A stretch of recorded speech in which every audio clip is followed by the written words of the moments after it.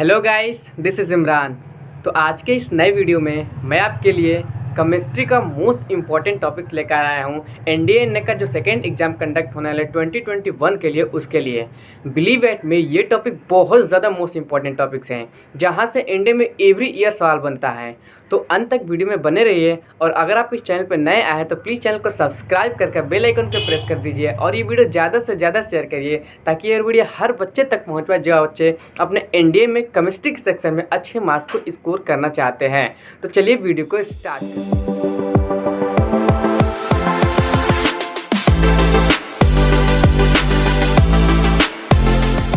NDA के लिए जितने भी इम्पोर्टेंट टॉपिक्स हैं केमिस्ट्री का, मैं इसको पूरा नोट करके सीरीज पे लाया हूँ ताकि आपका एक भी इम्पोर्टेंट टॉपिक छूट ना पाए। गाइस बिलीव करिए मेरे ऊपर, ये टॉपिक बहुत ज़्यादा इंपॉर्टेंट है।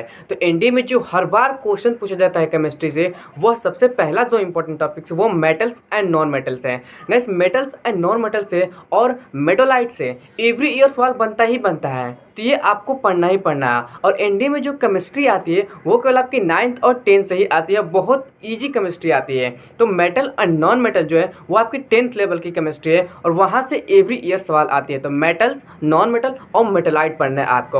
और दूसरा जो इंपॉर्टेंट टॉपिक्स है वो आपकी एसिड, बेस एंड साल्ट है, जिसमें आपकी एसिड के बारे में पूछ लेता है और किस चीज़, जैसे कि विनेगर में आती है कि विनेगर में कौन सी एसिड पाई जाती है, टोमेटो में कौन सी एसिड पाई जाती है, ऐसे एसिड के बारे में आपको पूछ लेता है, बेस के बारे में आपको पूछ लेता है, और साल्ट के बारे में पूछ लेता है। और आपकी जो एसिड, बेस एंड साल्ट का पीएच स्केल है उसके बारे में भी आपको पूछता है, यानी कि कुछ इंपॉर्टेंट सब्सटेंस यानी कि कंपाउंड बोल देगा इसको इंक्रीजिंग ऑर्डर पीएच में लगाइए, डिक्रीजिंग ऑर्डर पीएच में लगाइए। तो गाइस ये बहुत ज़्यादा इंपॉर्टेंट टॉपिक्स है आपकी एसिड, बेस एंड साल्ट, तो इसको भी आपको पढ़ना है। और थर्ड जो इंपॉर्टेंट टॉपिक्स है वो आपकी एसिडिक स्ट्रेंथ है, यानी कि मैंने आपको पहले ही बता दिया एसिडिक स्ट्रेंथ, यानी कौन सबसे ज़्यादा एसिड, जो कौन सा एसिड है जो ज़्यादा स्ट्रेंथ है, कौन एसिड है जो वीकनेस एसिड है। इस तरह के एसिड स्ट्रेंथ के बारे में आपको पूछता है।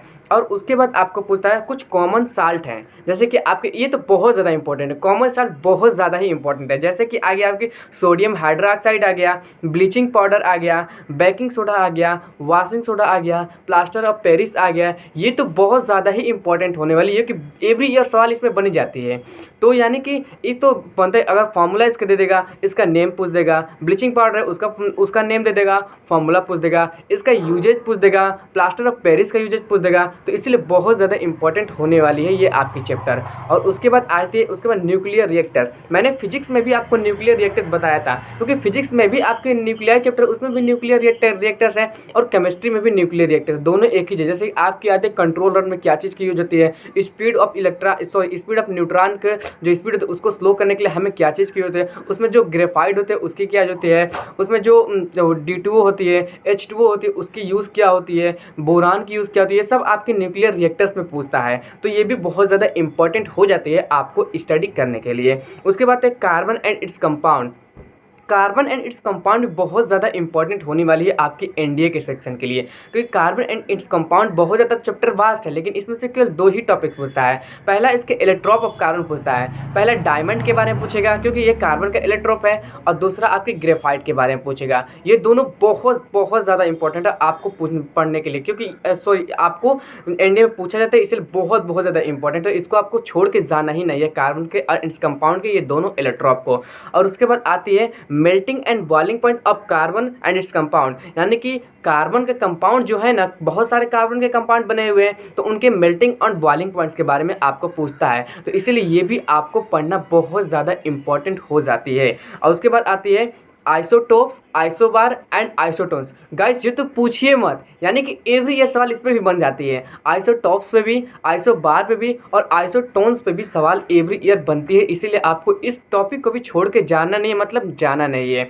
और उसके बाद आती है सोप एंड डिटर्जेंट।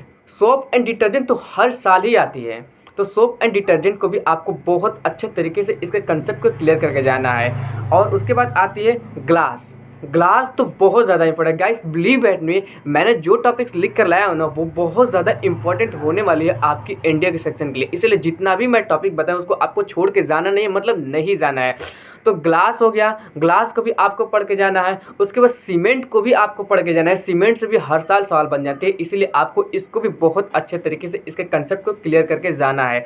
और उसके बाद आ गया फर्टिलाइजर्स, तो फर्टिलाइजर्स को भी आपको बहुत अच्छे तरीके से क्लियर करके जाना है, क्योंकि इस पर भी सवाल हर साल पूछते ही है। उसके बाद आ गया गन पाउडर, यानी कि गन पाउडर पे भी सवाल बनती है। गाइस मैं जो टॉपिक लिख कर लाया हूँ ना, ये मैं खुद पढ़ गया था और यहाँ से खुद डायरेक्ट सवाल आए थे। तो गाइस इसको भी आपको बहुत अच्छे तरीके से इसके कंसेप्ट को क्लियर करके जाना है। और बहुत सारे बच्चे ये सोचेंगे कि इतने केमिस्ट्री में कि मतलब ये लेंदी सवाल आती है या डिफिकल्ट सवाल, ऐसा नहीं। केवल 9th और 10th लेवल की आपकी केमिस्ट्री आती है, बहुत ज़्यादा ईजी आती है और उसको आप बहुत अच्छे तरीके से उसके कंसेप्ट को क्लियर कर सकते हैं ईजी वे में।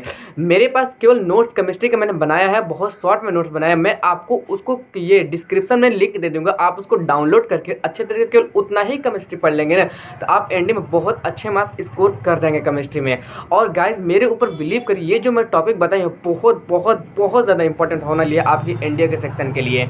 और मैं बताता हूँ कि आपको केमिस्ट्री पढ़ना कहाँ से है। आपको केमिस्ट्री एग्जामपुर डिफेंस एकेडमी है, एग्जामपुर यानी कि जो एग्जामपुर के हैं वो केमिस्ट्री पढ़ाते हैं, तो वहाँ से केमिस्ट्री पढ़ सकते हैं। 1 by 1 वो सभी वीडियो बना दिए हैं लेक्चर का, उनको भी आप केमिस्ट्री पढ़ सकते हैं अगर आप इंटरेस्टेड है तो। लेकिन अगर आप नहीं देखना चाहते वीडियो को तो आप कमेंट में मेंशन कर दीजिएगा, मैं आपको अपना खुद के रिटन नोट्स प्रोवाइड कर दूंगा, जो कि बहुत ईजी वे में आप समझ सकते हैं और बहुत अच्छे राइटिंग में भी लिखा हुआ है और बहुत शॉर्ट में लिखा गया। और उससे बाहर इंडिया में केमिस्ट्री आएगी नहीं, यानी कि केमिस्ट्री का आपका झंझट खत्म हो गया केवल मेरे नोट से पढ़ने से।